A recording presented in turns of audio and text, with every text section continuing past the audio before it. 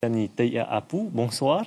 Bonsoir. Vous êtes membre de l'association des hôtels de famille de Tahiti et ses îles. Vous avez participé à l'élaboration de ce plan de formation. Concrètement, comment va-t-il s'articuler? Alors, tout d'abord, merci de me recevoir sur le plateau ce soir. En fait, on a mis en place ce plan de formation pour répondre à la stratégie de développement touristique du gouvernement. Donc, on a voulu aller au plus près des gérants de pensions de famille. Donc, ce sera une formation qui sera très axée terrain. Les intervenants se déplaceront directement in situ, c'est-à-dire qu'ils seront logés chez les pensions, dans les pensions de famille. Y compris les plus éloignés comme la vôtre à Oahuka? Exactement. Et en plus, ce qui est super, c'est que avec ce plan de formation, avec Melinda, la présidente de l'association, a demandé à ce qu'en priorité, on déploie le plan de formation pour les îles les plus éloignées pour 2017. Donc, on commencera tout d'abord par Manihi et ensuite, les intervenants se déplaceront aux Australes, aux Marquises et sur Mangariva. Et l'année prochaine, ils se déplaceront sur des îles plus proches de Tahiti.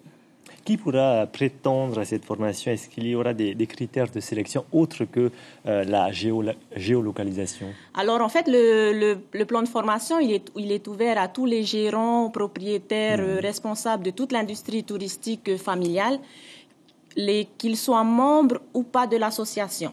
Donc, c'est vraiment ouvert à tout le monde. Mais pour crédibiliser l'association, elle offre cette formation gratuitement à ses membres. Alors que les non-membres auront à payer une petite participation pour assister à la formation. Quels sont les objectifs de l'association? Alors, comme depuis 2010, Melinda prône toujours la professionnalisation du secteur de la petite hôtellerie familiale. On a commencé en fait en 2013 avec la labellisation des pensions de famille. L'année dernière, on a réeffectué une labellisation qui est valable 3 ans. Donc, tous les 3 ans, des labellisateurs se déplacent dans les pensions de famille, toujours dans le but de professionnaliser le secteur du tourisme. Ça veut dire qu'on n'y arrive toujours pas à cette professionnalisation? Non, c'est pas qu'on n'y arrive pas, mais il faut toujours maintenir une constance. C'est-à-dire qu'il faut toujours qu'on garde cette qualité, qu'on garde la professionnalisation, parce que vous savez, en Polynésie, on le sait très bien que s'il n'y a pas de suivi, on a tendance à se relâcher un peu. Donc, les visites de contrôle sont là pour maintenir cette qualité et offrir toujours un service impeccable à nos visiteurs. Heirani, il y a eu récemment débat sur le nombre de visiteurs en Polynésie, le nombre annoncé par l'ISPF.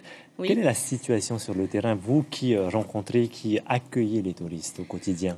Alors, il faut savoir que l'Institut de la statistique de Polynésie française prend en compte les établissements classés par le service du tourisme, c'est-à-dire qui représentent 80 pensions sur les 300 existantes. C'est peu finalement. Oui, finalement, c'est peu. Mais ils sont en train d'améliorer le système. Donc, on essaie de travailler en partenariat avec tous les acteurs du tourisme pour améliorer un peu nos statistiques. Mais il faut savoir que on a toujours... les îles proches de Tahiti sont les plus visitées.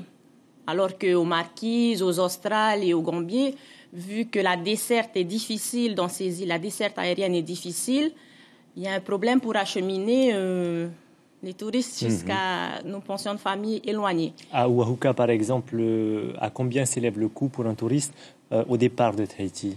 Alors, il faut savoir qu'à Oahuka, nous n'avons pas de piste pour accueillir l'ATR. Donc, c'est le Twin Otter qui dessert Oahuka et Uapo.